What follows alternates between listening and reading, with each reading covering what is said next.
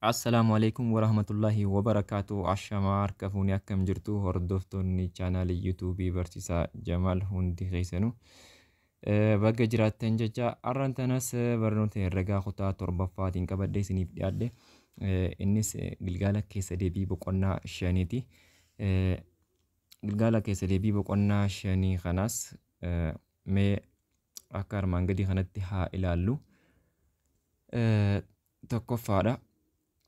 Gaaffii tokkoffaan himoonni armaan gadii sirrii yoo ta'an dhugaa, sirrii miti yoo ta'an immoo soba jechuun deebisee jira. Tole egaa hordoftootaa fi daawwattoonni dhaggeeffattoonni koo martinuu duramee itti seennee osoonii fi Gilgaala kana hin dalagin dura warreen maatii taatan laayik sheer godhuun hiriyoota keessan biraan ga'a. Akkasumas sabiskiraayibii wanta gurraacha gaafa yuutuubii jala seenan mul'atu sabiskiraayib kajuusan itti butanii isarraa ol bakka ji'urra akka keessanii kanaan dhaamsa isin bira kaadhaa. Chaanaaliin kan keessanumaa walumaan haa guddifnu kan jedhudha. Egaa tole kallattumaan kara gaafii kanaatti haasennu. Gaafiin tokkoffaan aarraa hanga keetti of jala qaba. Innis dhugaa sobaa. Tole gaafiin tokkoffaan akkana ja'a. Rogoonni paaraalelogiraamii hundinuu wal qixa ja'a. Rogoonni paaraalelogiraamii hundinuu wal qixa. Kanaas mee dura fakkii tokko kaasee si agarsiise. San booddee dhugaa yookiin soba kan jiru sumaaf hin dhiisaa jechuudha. Rogoonni paaraalelogiraamii yoo kaafnu paaraalelogiraamiin akka kana haa jennu.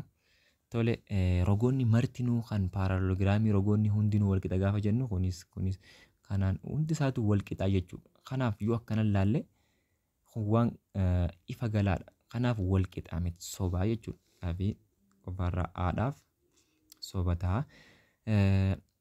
Gaaffii tokkoffaa baarratti tiraapizeemiin paaraalelogiraamiidha jedha. Kunis soba. Tiraapizeemiin yoo kaafnu paaraalelogiraamii kanuma fudhannee akka tiraapizeemiitti immoo tiraapizeemiin akka kana. Kanaaf sobaa jechuudha. Kunis soba. Sadaffaa irratti reektaangilii kamiyyuu iskeeriidha jedha. Reektaangiliin kamiyyuu iskeeriidha jedha. Kunis sobaa jechuudha. Reektaangiliin kamiyyuu iskeerii ta'uu hin danda'u. Garuu daarra inni jiru iskeeriin kamiyyuu reektaangiliidha. Inni jiru dhugaadha jechuudha. Daarratti iskeeriin kamiyyuu reektaangiliidha. Maaliif ulaagaalee reektaangiliin qabu san hunda isaatu waan guutuuf iskeeriin kamiyyuu reektaangiliidha. Kanaaf dhugaa ta'a. Irratti safarri kofoota roombasii hundinuu wal qixaa jira. Safarri kofoota roombasii hundinuu wal qixa gaafa jiru. Tole dhiifama itti deebina.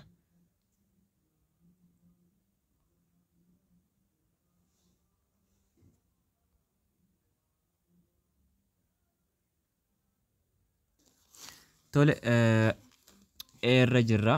Eenis maal jaa safarri kofoota roombasii hundinuu wal qixa jaa. Kunis soba.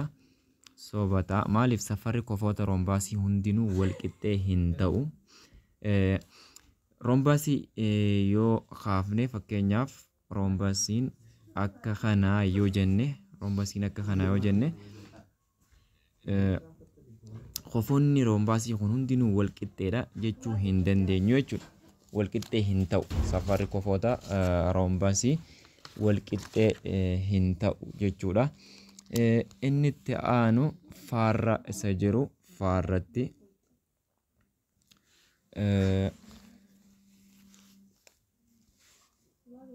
safarri rogoota roombasii hundinuu wal qixa jaa. Inni kun dhugaa ta'a jechuudha. Kofoonni roombasii safarri rogoota isaa maalii hundinuu wal qixxee ta'a jechuudha. Gaarra inni jiru immoo saarbiin roombasii waliif parpendikulaarii fi wal qixa dheeratu jaa. Saarbiin roombasii kunis waliif parpendikulaarii inni jiru dhugaadha. garuu inni gad deemu kunii fi inni akkana deemu kun wal qixxee dheeratu isa jedhutu soba godhe. Kanaafuu gaarra inni jiru soba ta'a jechuudha. Haarra inni jiru immoo haarratti sarbiin reektaangilii roga reektaangilii kamiyyuu irra dheerata ja'a. Reektaangilii yoo kaafne fakkeenyaaf reektaangiliin akka kana sarbiin reektaangilii immoo akka kanatti reektaangilii verteeksii tokkorraa gara verteeksii tokkotti isa qaxxaamuru kana. Kanaafuu roga kanaa fi sarbii inni kuni waliyyoo madaalchifne sarbiin kun rogoota kanarra dheeraadha jechuudha. Kanaaf dhugaa ta'a jechuudha. Sarbiin reektaangilii roga reektaangilii kamiyyuu irra dheeraadha yookiin haan dhugaa ta'a. Irra inni jiru paaraalogiraamiin sarbiiwwan walqixaa yoo qabaate iskuweeriidha ja'a. Paaraalogiraamiin sarbiiwwan walqixaa yoo qabaate iskuweerii kan jiru inni soba ta'a jechuudha. Paaraalogiraamiin sarbii walqixaa qabaateef iskuweerii hin jedhamu. Sarbii walqixaa kan qabu fakkeenyaaf reektaangilii yoo fudhanne sarbii walqixaa qaba garuu iskuweerii hin jedhamu. Iskuweerii hin jedhamu. Iskuweerii kan jedhamu iskuweerii irratti sarbiiwwan walqixaa qaba. Reektaangilii irratti illee sarbii walqixaa qaba jechuudha. Tole jaa irra jirra. Jaa irratti sarbiin roombaasicha rog-sadee qofa sirrii afuritti qoode ja'a. Kunis dhugaadha. Roombaasicha rog-sadee qofa sirrii afuritti qoodaa jechuudha. Rog-sadee qofa sirrii afuritti qooda. Inni itti aanu kaarra isa jirudha. Kaarra inni jiru sarbiin paaraalogiraamii iddoo walqixaa ta'e lamatti qooduu jedha. Sarbiin paaraalogiraamii iddoo walqixa ta'e lamatti qooda. Paaraalogiraamii sarbiin kun iddoo walqixaa ta'etti lamatti ni qooda jechuudha. Kunis dhugaadha. Kaarra inni jiru dhugaadha jechuudha. Inni itti aanu gaaffii lammaffaadha. Gaaffii lammaffaanis gaaffii dalagaa barbaadu. Kofoonni rog-sadee tokko reeshoo takka gara afurii 4/5 yoo kennaman safarri kofoota inni xiqqaan meeqa ta'a? Kanas akkaataa foormulaa itti nuti barbaadu dandeenyu A reeshoo B reeshoo C yoo ta'e as keessatti amma reeshoowwan Aan irraa dhufe kana barbaadu yoo feene ida'ama waliigalaa isaanii amma asirratti ida'amni waliigala isaanii 10 ta'a.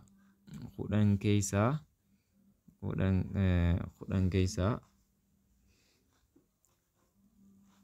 takka asirratti kofoonni rog-sadee kamiyyuu 180 ida'amni kofoota keessa rog-sadee 180 ta'a. Kanas amma akkam goonaa 180 digirii baay'isuu takka jala 10ti. Maaliif ida'amni takka ida'uu 4 5 ta'a 5 ida'uu 5 10 ta'a waan ta'eef as keessa amma jalqaba inni takkaa kun kamirraa deemeetu takka ta'e meeqaatu salphatee takka ta'e jechuudha kan nuti barbaannu.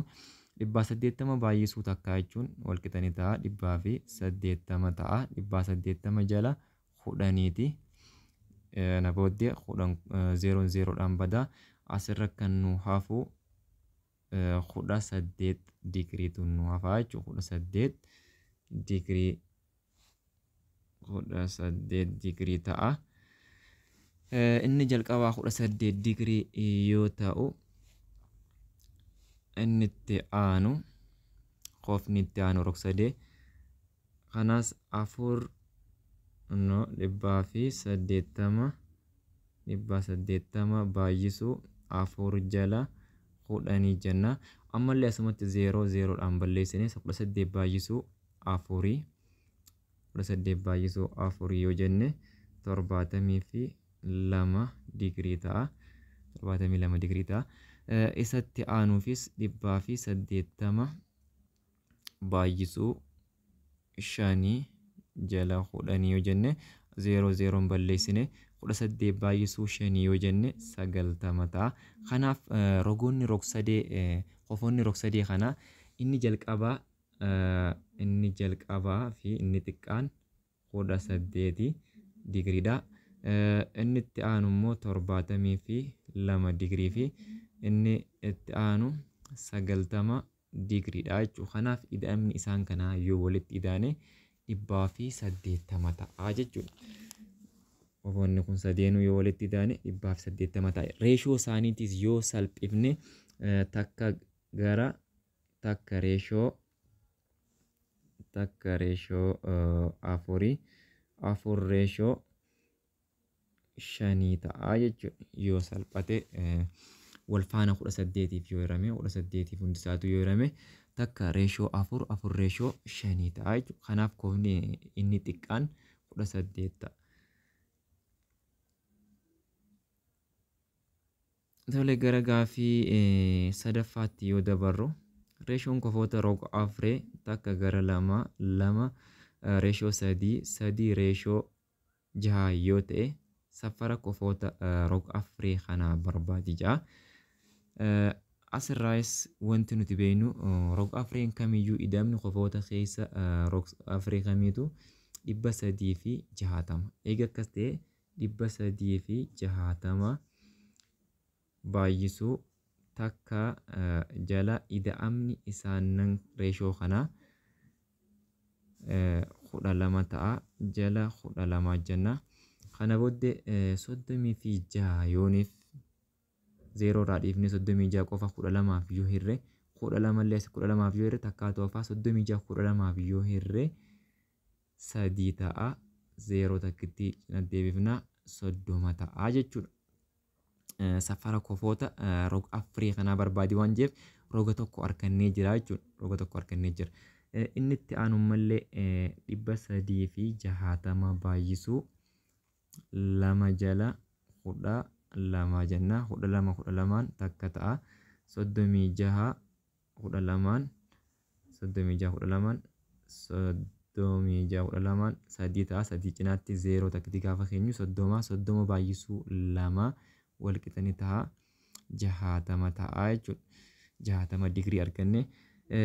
Qofni inni sadaffaan ammoo ammallee 360 digirii baay'isuu 360 digirii baay'isuu 3 jala 12 ta'a.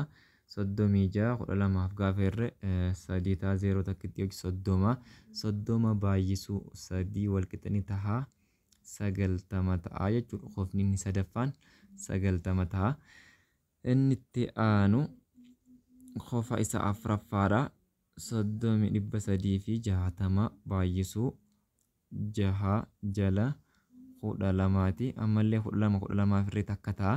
360 illee 12 gaafa hirru 30 ta'a. 30 baay'isuu 6 jechuun wal qixanii ta'a. 180 ta'a jechuudha. 180 digirii ta'a. Kanaaf qofoonni afranuu qofoonni rog-afree kanaa barbaadanii jiruuf qofni jalqabaa 30 inni itti aanu 60 inni itti aanu 90 inni kaan ammoo 180. Isaan kana hundaa wal faana 30f yoo hirre takka reeshoo 2 reeshoo 3 reeshoo 6 argannaa jechuudha. Kana fakkaata. Inni itti aanu gaafii afuraffaadha. Safarri qofoota keessoo paaraalogiraamii tokko akka reeshoo 2 gara 3tti yoo kennaman qofoota paaraalogiraamii kanaa barbaadi ja'a. Amma qofoota paaraalogiraamii kanaa hunda barbaannaa jechuudha. Haa ta'u immoo qofoonni paaraalogiraamii inni lamaan kun yoo walitti idaanes 180 ta'a. 180 baay'isuu 2 jala 5 jenna. 2 jala 5 tole 5 5f yoo hirre takka ta'a. 180 shaniif yoo hirre 36 ta'a. 36 baay'isuu 2 jechuun 36 baay'isuu 2 72 ta'a. Amma qofa paaraalogiraamii kanarraa qofa takka arganne jechuun qofa 2 arganne jechuudha. Maaliif bakki kun yoo 72 ta'e akka kanatti fuullee isaa kan jiru kunis bakka kanaan 72 ta'a jechuudha. Egaa kana arganne step itti aanu irratti ammallee 180 digirii baay'isuu 180 digirii baay'isuu 3 jala 5 jenna. 3 kana isaa arganne 5 isaa arganne jenne 2 ida'uu 3tu 5 waan ta'eef. Tole 180 hiruu 5 5 firree takka ta'e 180 5f gaafa irree 36 ta'e 36 baay'isuu 3 walqixa 108 ta'a jechuudha. 108 digirii arganne. Amma 108 bakka kana arganne jechuun asiin yoo 108 ta'e asiin fuullee isaa kan jirulleen 108 ta'a jechuudha. Kanaaf 72 reeshoo 108 ta'a jechuudha. Kanaas yoo salphifne reeshoon isaanii 2:3 ta'a jechuudha. 2:3 ta'a. Tole gara gaafiitti aanutti haa dabarru. Tole gara gaafii shanaffaatti yoo dabarru gaafii shanaffaan isa kanadha. Kofti haala paaraalogiraamii tokko 300 yoo ta'e safarri kofoota keessaa 4 paaraalogiraamichaa barbaadija. Mee akka danaa paaraalogiraamii tokkotti yoo kana fakkeenya fudhanne haala paaraalogiraamii kanaan yoo kofti alaa 300 isa kana 300 kanaan jenne garri keessaa kun ammoo 60 ta'a. Akkasuma fuullee isaatti kofti argamu bakka kanaanis 60 digirii ta'a. Tole egaa asiin kan jiru kana barbaaduu dandeenya jechuudha. Yeroo kanaas akkam goona yoo jenne asirraa akka danaa kanarraa agarrutti danaa akka kanatti yoo kaafne asiin alli isaa 300 yoo jenne keessa kanaan 60 digiriidha jenne 60 digirii. Tole bakka kana mee qubee haa kenninuufi asiinis x yoo jenne bakka kunillee x yoo ta'e. Tole egaa ida'amni waliigala kofoota danaan kun ammoo roga afreedha waan ta'eef kofoonni keessa roga afree 360 waan ta'eef asii 60 qabna asiinis 60 ida'uu 60 walqixani taha 60 ida'uu 60 ida'uu xaa ida'uu xaan walqixani taha 360 jechuudha. 360 jechuun ida'ama kofoota keessa paaraalogiraamii kana hundaa jechuudha. Kanaaf 60 ida'uu 60 120 taha 120 ida'uu xaa ida'uu xaa 2 xaa ta'a walqixa 360ti. Tole asirraa xaa kana qofatti hambisuudhaaf 120 irraa 120 hirrifna. Akkasuma 360 irraa illee 120 hirrifna. Kun 0 ta'a asitti 2 xaa nu hafa 2 xaa walqixani ta'a. Tole 360 irraa 120 yoo hirrifnu 240 ta'a. Jala 2 asitti illee 2 irraa xaan walqixani ta'a 120 ta'a 120 ta'a. Kanaaf kofti bakka kanaan keessatti uumamu 120 ta'a. Inni fuullee isaatti argamus 120 ta'a jechuudha. Kanaaf hundi isaa yoo walitti idaane 60 ida'uu 60 ida'uu 120 ida'uu 120 walqixani ta'a 360. Kanaaf kofoonni afran keessa roga afree paaraalogiraamii kana inni lama 60 fuullee olii kan jiruu fi inni fuullee olii jiru ammallee 220 ta'a jechuudha. Tole gilgaalli keessatee fi boqonnaa 5 kana fakkaata. Yerootti aanutti gilgaala ibsa bal'aa boqonnaa 6 fi gilgaalaan kan walitti deeminu ta'a hamma yeroo itti aanutti nagaan naaf tura.